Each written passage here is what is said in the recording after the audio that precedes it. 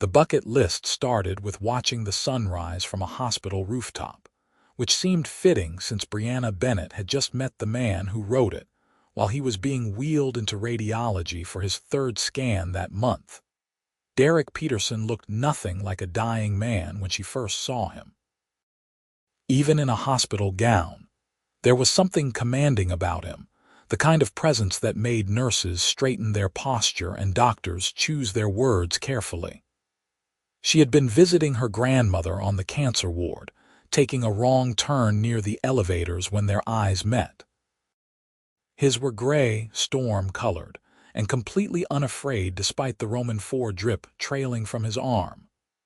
"Lost?" he asked, and his voice carried that easy confidence of someone used to boardrooms and decisions that affected thousands of lives. "Clearly," Brianna said, clutching the coffee she had gone 3 floors down to buy. "I was looking for room 447. You are on the wrong floor entirely. That is 2 levels up." He gestured with his free hand, the one not tethered to medical equipment. "But if you are looking for decent coffee, you went to the right place. The cafeteria on 5 is criminal."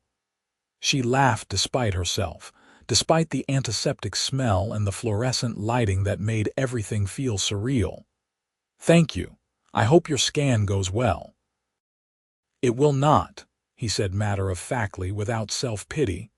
"But I appreciate the sentiment." Something in his tone made her pause. She should have walked away, should have found the elevator and returned to her grandmother's room where the television played too loudly and the flowers were already wilting. Instead, she asked, "What do you mean?" Derek studied her for a moment, and she wondered what he saw. A woman in her late 20s with tangled blonde hair thrown into a messy ponytail, wearing yoga pants and an oversized sweater because comfort mattered more than style at 7 in the morning.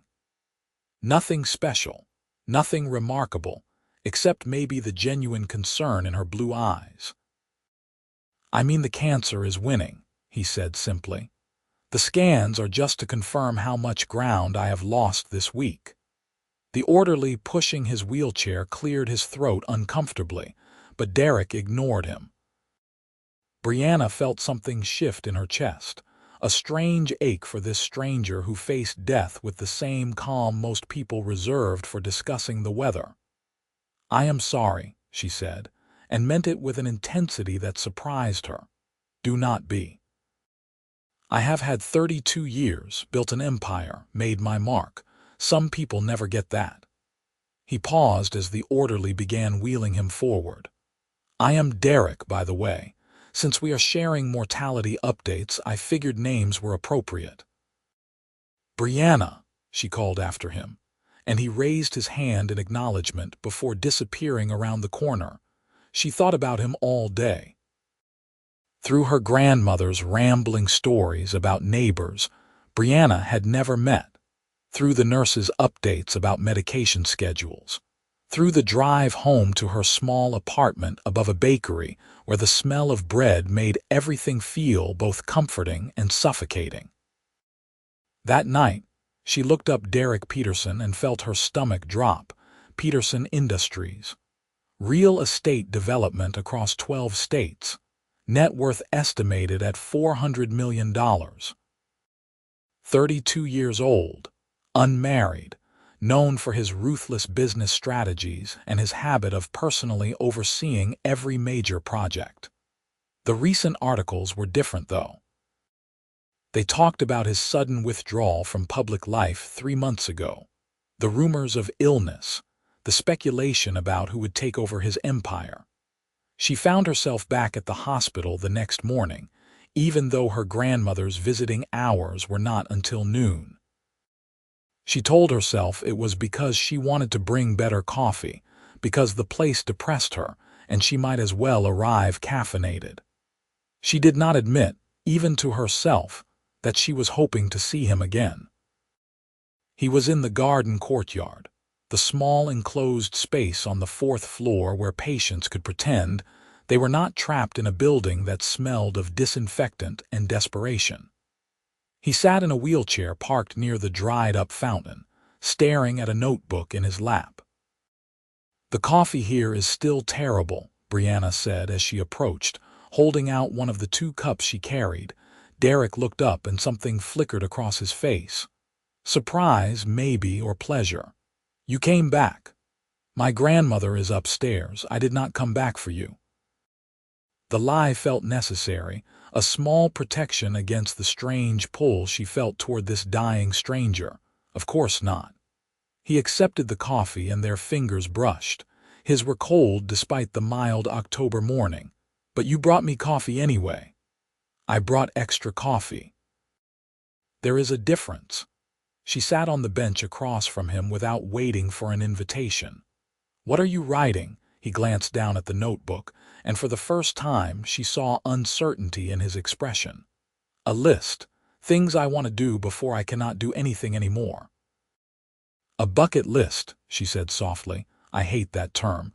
It sounds so trite, so overdone, but yes, essentially." He tapped his pen against the page. "The problem is that everything I write feels either impossible or pointless. Skydiving. I could barely make it to this courtyard. Travel the world. I would spend the entire time in foreign hospitals. Everything meaningful requires time I do not have." Brianna leaned forward, drawn by the frustration in his voice. This man who had built an empire, who commanded respect and wielded power, was defeated by a simple list. "Can I see?" He hesitated, then handed her the notebook. His handwriting was bold, slashing across the page with the confidence of someone used to signing contracts and making declarations. But most items were crossed out, abandoned before they were fully formed. "Watch the sunrise from somewhere beautiful," she read aloud. "That one is not crossed out, because I wrote it 30 seconds before you arrived, and I have not had time to recognize its futility yet." "The hospital has a rooftop," Brianna heard herself say. "I saw the access door when I got lost yesterday. We could go tomorrow morning." Derek stared at her. "You want to break hospital rules to take a dying man to watch the sunrise. You make it sound insane when you say it like that. Because it is insane. You do not even know me. I know you are dying. I know you want to see the sunrise. I know I am going to be here anyway because my grandmother thinks 7 in the morning is an appropriate time for visitors." She surprised herself with her own boldness. "What else do I need to know?" He studied her for a long moment, and she saw something shift behind his eyes. A decision being made, a door being opened. "I need to know why you care." It was a fair question, and she did not have a good answer. Only the truth, which felt too raw and too honest. "Because you looked at death and called it what it was without flinching. And I think that takes more courage than most people have in their entire lives. So yes, I want to help you watch a sunrise." The next morning, they broke 7 different hospital policies. Derek convinced a night nurse that he needed to access the roof for medical reasons, which was technically true if you considered mental health medical. Brianna provided the distraction, asking increasingly ridiculous questions about visiting hours, until the security guard was too frustrated to notice Derek wheeling himself toward the restricted elevator. The roof was everything it should not have been. Covered in gravel and mechanical equipment, smelling of tar and pigeon droppings, with a view partially blocked by the taller medical building next door. But the eastern horizon was clear, and the sky was already bleeding pink and gold. "This is possibly the least beautiful sunrise location in the city," Derek observed, but he was not looking at the view. He was looking at her, at the way the dawn light caught in her hair and painted her skin warm. "Then we will have to use our imagination," Brianna said. She sat down on the roof's edge, legs dangling over the side, and after a moment, Derek maneuvered his wheelchair as close as he could and reached for her hand. They sat in silence as the sun climbed higher, turning the sky from pink to orange to the pale blue of morning. Somewhere below, the city was waking up, people rushing to jobs and obligations and lives that felt permanent. Up here, there was only this moment, this strange connection between two people who should have remained strangers. "Tell me something real," Derek said suddenly. "Not small talk, not pleasantries. Something that matters." Brianna did not have to think about it. "I am terrified that I am wasting my life. I work at a bookstore and I love it, but sometimes I wonder if love is enough, if I should want more, be more. My grandmother is dying too, and all I can think is that she lived 83 years, and at the end, what does any of it matter?" "It matters," Derek said quietly. "Every moment matters, even the small ones. Especially the small ones. I spent years building an empire, and now I would trade it all for one more year of ordinary mornings." She turned to look at him, really look at him.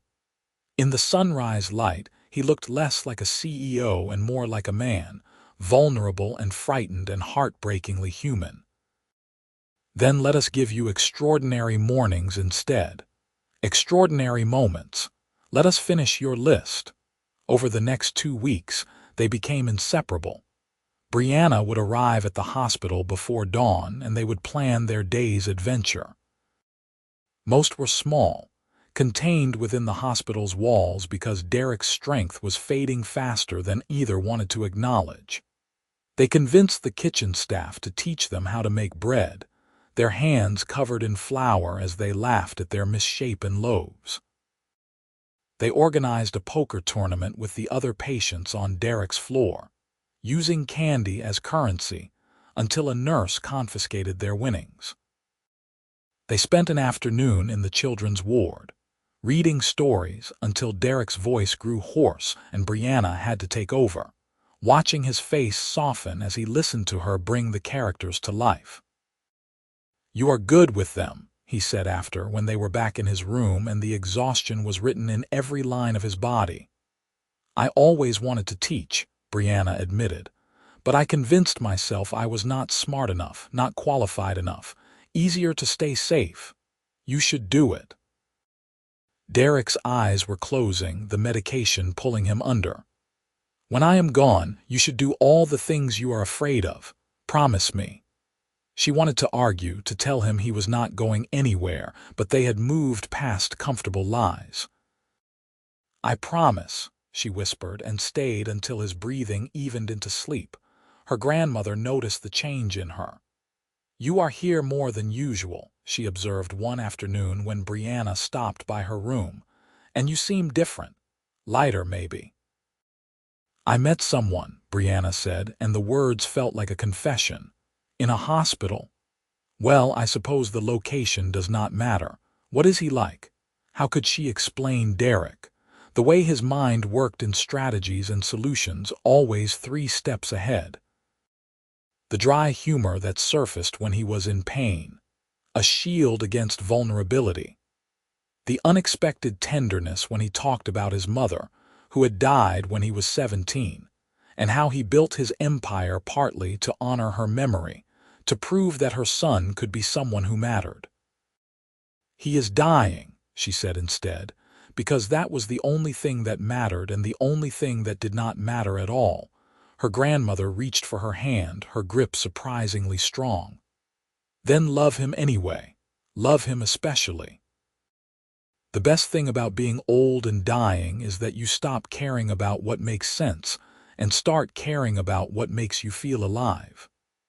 That night, Derek called her for the first time outside hospital hours. She had given him her number scrawled on a napkin, but had not expected him to use it. His voice on the phone was rougher than usual, tired in a way that had nothing to do with physical exhaustion. "I need to tell you something," he said without preamble, "and I need you to not interrupt until I finish." Brianna sat down on her apartment floor, phone pressed to her ear. "Okay. I have spent 3 months preparing to die. I sold off parts of my company, set up trusts, wrote letters to people I will never see again. I made peace with it because peace seemed like the only option. And then you walked into my life with your terrible hospital coffee and your ridiculous optimism, and everything changed." He paused, and she heard him breathing, gathering courage. "I am falling in love with you, Brianna. And I know that is the most selfish thing I could possibly do, because I am going to leave you and you are going to hurt, and I should have stayed away. But I cannot. I do not want to. I want every moment I have left to include you." She was crying, tears streaming down her face in her tiny apartment where the walls were too thin and the neighbors were too loud. "I am falling in love with you too," she said. "And I do not care if it is selfish or foolish or if it destroys me when you are gone. I care that right now, in this moment, we are both alive and we feel this, and that is enough." "It is not enough," Derek said roughly. "I want years with you. I want to marry you and fight with you about stupid things and watch you become the person you are meant to be. I want everything, and I am only going to get weeks, maybe days." "Then we make the weeks matter," Brianna said. "We make every single moment count." They changed the bucket list after that. It stopped being about grand adventures and became about them, about building something together even if the foundation was temporary. They wrote letters to each other to open on anniversaries they would never share. They recorded videos, Derek talking about his life and his regrets, and his hope that she would remember him as more than the dying man in the hospital. They planned a wedding that would never happen, debating flowers and music and vows, laughing and crying in equal measure. "I want you in blue," Derek said one afternoon. They were in his room and he was having a good day, alert and present in a way that had become rare. "Not white, blue like your eyes, like the ocean, something that feels alive." "You are supposed to let the bride choose her dress," Brianna teased, but she was taking mental notes, filing away every detail. "I will be dead. I think that earns me some input." He said it casually, but she saw the flash of pain in his eyes. Not physical pain, but the deeper ache of time running out. The hospital's social worker pulled her aside one evening, concern written across her face. "You are here every day, Brianna. You are putting your life on hold for someone who will not be here much longer. Have you thought about what happens after?" "Every moment," Brianna admitted. "But I would rather have this and lose it than never have it at all." Derek got worse. The good days became rare, then non-existent. He slept more than he was awake, and when he was awake, the pain medication made him foggy and distant. Brianna read to him, old books from her store about adventures and heroes and love that conquered everything. She held his hand and talked about her day, about the customers who came in looking for recommendations, about her plans to finally enroll in teaching courses, about the future she was building partly because he had shown her it was possible. "I am proud of you," he murmured one evening, his words slurred with exhaustion. "I need you to know that. Whatever you do, whoever you become, I am already proud." She kissed his forehead, tasting salt and antiseptic. "I love you. I love you more than I knew was possible," he said. "Remember that. When I am gone, remember that you gave me the best weeks of my life." That night, his heart stopped. Brianna was not there, had finally gone home to sleep after 72 hours at his bedside. The hospital called at 3 in the morning, and she broke every traffic law getting there, but he was already gone by the time she arrived. Just gone, as if he had never existed outside her memory. The funeral was enormous. Business associates and competitors, employees and rivals, all gathering to mourn the young CEO who had built an empire and lost it to fate. Brianna stood in the back, feeling invisible among the expensive suits and practiced grief. She had not been mentioned in the obituary, was not recognized as anyone significant. She was just the girl who had loved him at the end. Derek's lawyer found her after the service, a slim woman in her 50s with kind eyes. "Miss Bennett, I need to speak with you about Derek's estate." "I do not want anything," Brianna said immediately. The thought of profiting from his death made her sick. "It is not about wanting. It is about what he wanted. Please just give me an hour." They sat in a coffee shop, the irony not lost on Brianna that they were discussing Derek over terrible coffee. The lawyer, Patricia, spread papers across the table with the efficiency of someone who had done this 1,000 times. "Derek changed his will 3 weeks ago," Patricia said. "He left you a letter and a substantial trust. Before you refuse, you should know that he anticipated your reaction and included explicit instructions that you are not allowed to reject it." "That is not legally binding," Brianna said, but her voice shook. "No, but it was his dying wish. And I promised I would do everything in my power to honor it." Patricia pushed an envelope across the table. "Read the letter first, then we will discuss the rest." Brianna's hands trembled as she opened it, recognizing Derek's bold handwriting. "Brianna, if you are reading this, then I am gone and you are probably trying to be noble. Stop it. You gave me a gift I can never repay. You loved me when I was dying, when I had nothing to offer but borrowed time. You made me remember what it meant to be human, to want things beyond business deals and profit margins. The trust is not payment for your love. It is my way of giving you freedom to become whoever you want to be. Go back to school. Open your own bookstore. Travel the world. Live the life you convinced me was worth fighting for, even at the end. And if you find love again, embrace it. Do not let grief make you small. I love you. I will always love you. But I am gone and you are still here, and that means you have to keep living for both of us. Be extraordinary. You already are, but now you get to show the world. Forever yours, Derek." She was sobbing, ugly crying in a coffee shop while strangers pretended not to stare. Patricia waited patiently, sliding napkins across the table. "How much?" Brianna finally managed to ask. $20 million, structured as an educational and entrepreneurial trust. It cannot be used for basic living expenses. He wanted to make sure you used it to grow, not just to survive. The number was incomprehensible. $20 million from a man she had known for 6 weeks, who had changed everything. Life moved forward because it had to.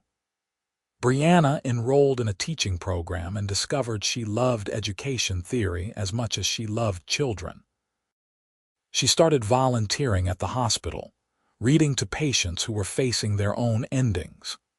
She thought about Derek every day, but the pain shifted from sharp and immediate to a soft ache, the kind that reminded her she had loved deeply and been loved in return. 6 months after the funeral, Patricia called again. "You need to come to my office. There has been a development." "What kind of development?" Brianna asked, wary of legal complications. "The kind I cannot discuss over the phone. Please, it is important."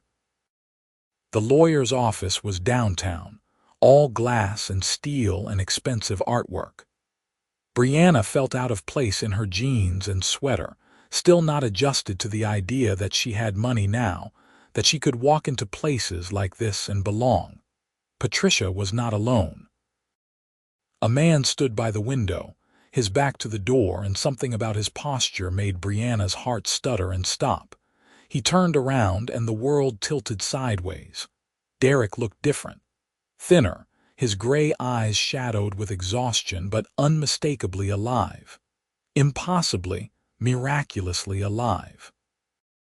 "I can explain," he said, and his voice was hoarse, like he had been screaming or crying or both.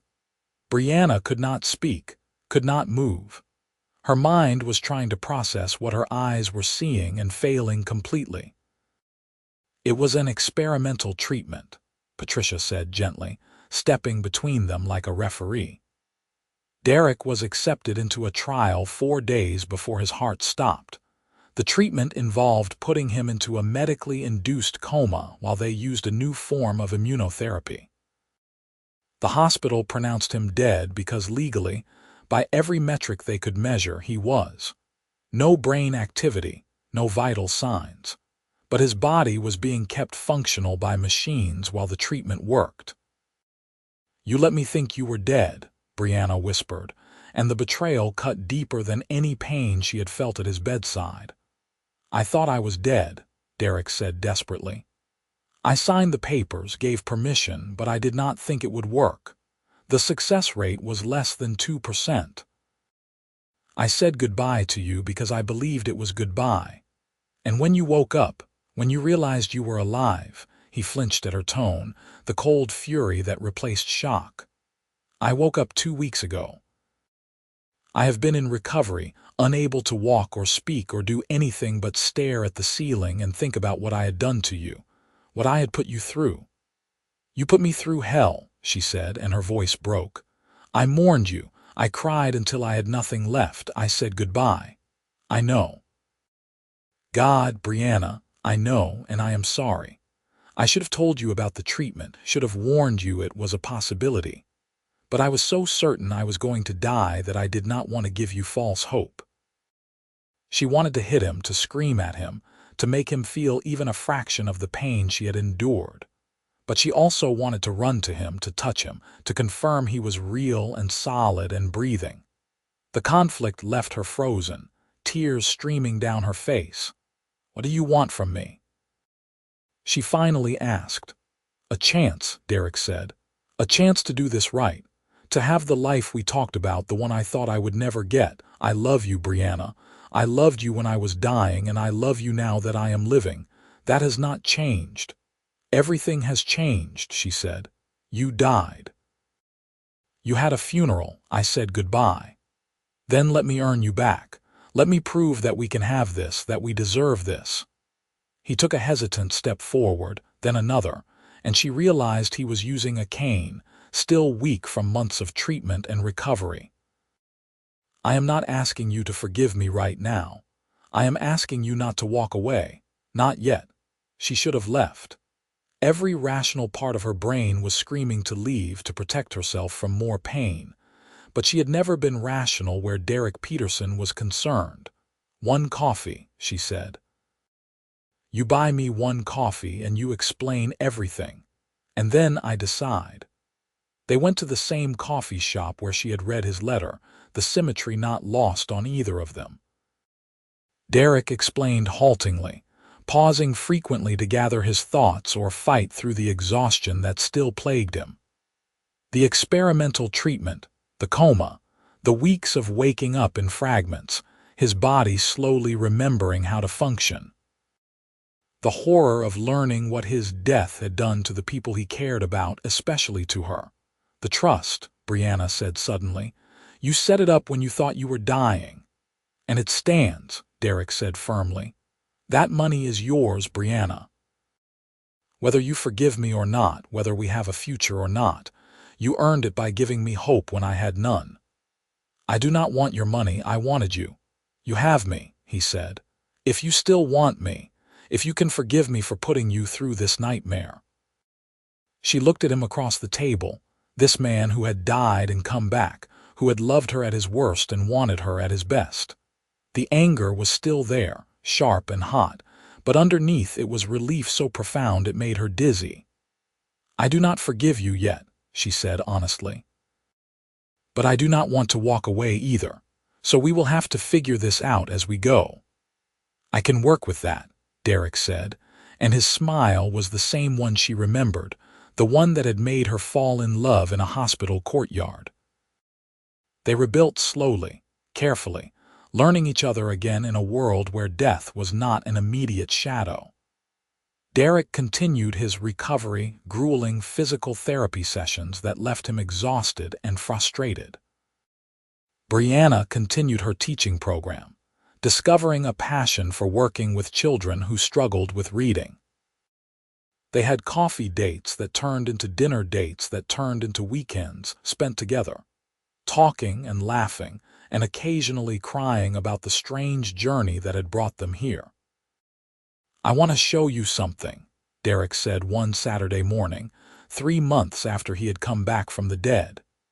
He drove her out of the city, into the countryside where autumn was painting the trees gold and crimson. They stopped at a property overlooking a valley, acres of empty land with a view that stretched for miles. "I bought this before I got sick," Derek explained. "I was going to build a house, something different from the sterile penthouse I have been living in. Then cancer happened and I forgot about it." "It is beautiful," Brianna said and meant it. "I want to build it now, not just for me, for us." He turned to face her, and she saw nervousness in his expression, uncertainty that looked strange on a man who commanded boardrooms. "I want a life with you, Brianna. A real life, not stolen moments in a hospital. I want to marry you, have a family, grow old together. All the things we planned when we thought we could not have them." "You are asking me to marry you in an empty field," she said, but she was smiling. "I am asking you to build a life with me." The location seemed appropriate. He pulled a small box from his jacket, and her breath caught. "I bought this ring the day before the treatment. I was going to propose in the hospital, but I could not do that to you, could not ask you to marry a dying man. But I am not dying anymore, and I love you, and I am asking." The ring was simple, a sapphire the color of her eyes set in platinum. "You remembered the blue," she whispered. "I remember everything. Every conversation, every moment, every promise we made, and now we get to keep those promises." He was crying, she realized, tears tracking down his face. "Marry me, Brianna. Let me spend the rest of my life making up for the pain I caused. Let us have the extraordinary life we both deserve." She kissed him instead of answering, pouring 6 months of grief and love and hope into the connection. When they finally broke apart, both breathing hard, she said, "Yes, 1,000 times yes." They married 8 months later in the house Derek built on that empty land. It was small compared to his original plans, but perfect in its simplicity. Brianna wore blue, a dress the color of ocean and sky in her own eyes. Her grandmother was there, defying everyone's expectations by surviving long enough to see her granddaughter happy. Derek's business associates attended, bemused by the CEO who had come back from death and completely restructured his priorities. "I am proud of you," Brianna's grandmother said during the reception, her voice weak but clear. "You chose love even when it was terrifying. That takes courage." "He taught me that," Brianna said, watching Derek across the garden where he was laughing with his physical therapist, the man who had helped him learn to walk again. "He taught me that courage means being afraid and doing it anyway." Her grandmother died 2 weeks later, peacefully in her sleep, and Brianna grieved but also felt grateful for the gift of time, for getting to share her happiness. Derek held her through the sadness, understanding loss in a way most people could not. They built their life piece by piece. Brianna finished her teaching program and got a job at an elementary school, working with struggling readers and discovering she had a gift for making words come alive. Derek scaled back his business empire, delegating and trusting others in ways he never had before, focusing on projects that mattered rather than those that simply made money. They traveled, checking off items from their bucket list in a world where time felt generous instead of scarce. "Do you ever regret it?" Derek asked one evening. They were on their porch watching the sunset paint the valley in shades of orange and pink. "Loving me when you thought I was dying, going through all that pain." Brianna considered the question seriously because he deserved honesty. "I regret that you suffered. I regret the weeks I spent grieving when you were actually alive, but I do not regret loving you, not even for a second. You changed my life, Derek. You made me brave." "You were always brave," he said. "You just needed someone to remind you." 2 years after their wedding, Brianna told him she was pregnant. They had talked about children, about the risk given Derek's medical history, about the uncertainty of his long-term prognosis. The cancer was gone, the experimental treatment having succeeded beyond anyone's expectations, but there were no guarantees. There never were. "We are having a baby," Derek said wonderingly, his hand pressed against her still flat stomach. "An actual tiny human who will be half you and half me." "Are you scared?" Brianna asked, because she was terrified and thrilled in equal measure. "Absolutely. But I have been dead, Brianna. I have seen the other side and come back. After that, everything else feels manageable." He kissed her, soft and sweet and full of promise. "We are going to be amazing parents."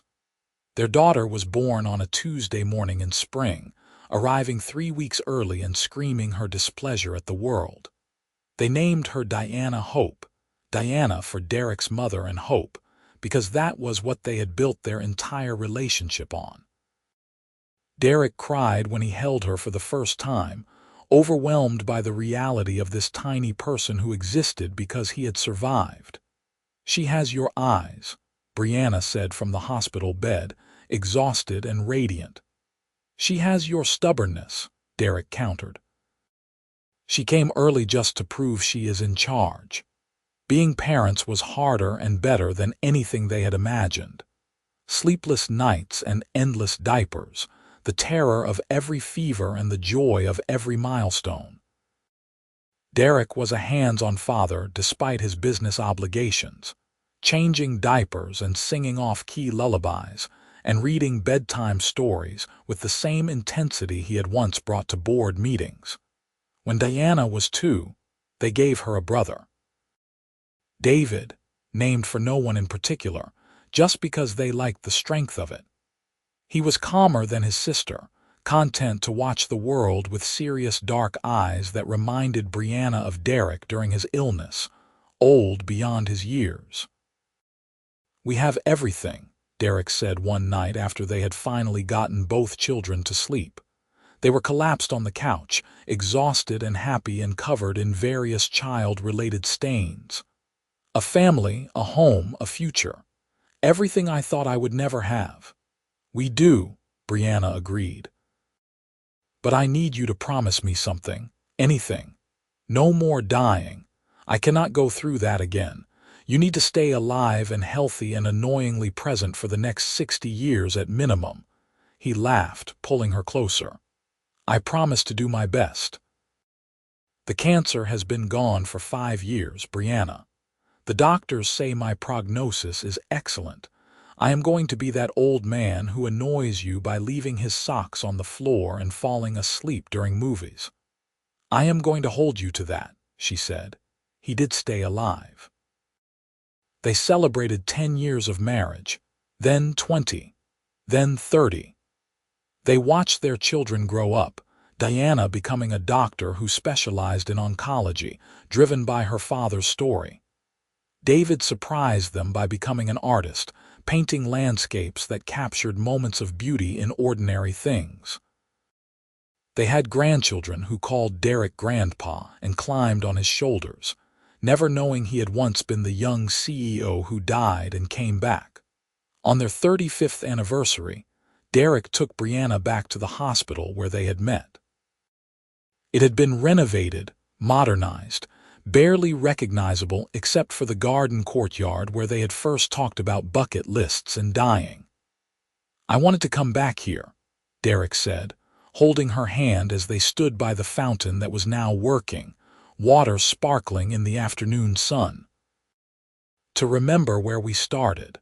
We started with you dying," Brianna pointed out, but she was smiling. "We started with you refusing to let me die alone, with you seeing something in me worth saving." He turned to face her, and even at 67, even with gray in his hair and lines around his eyes, he still took her breath away. "I love you more now than I did in that hospital room, more than I did on our wedding day, more than I thought was humanly possible." "I love you too," she said.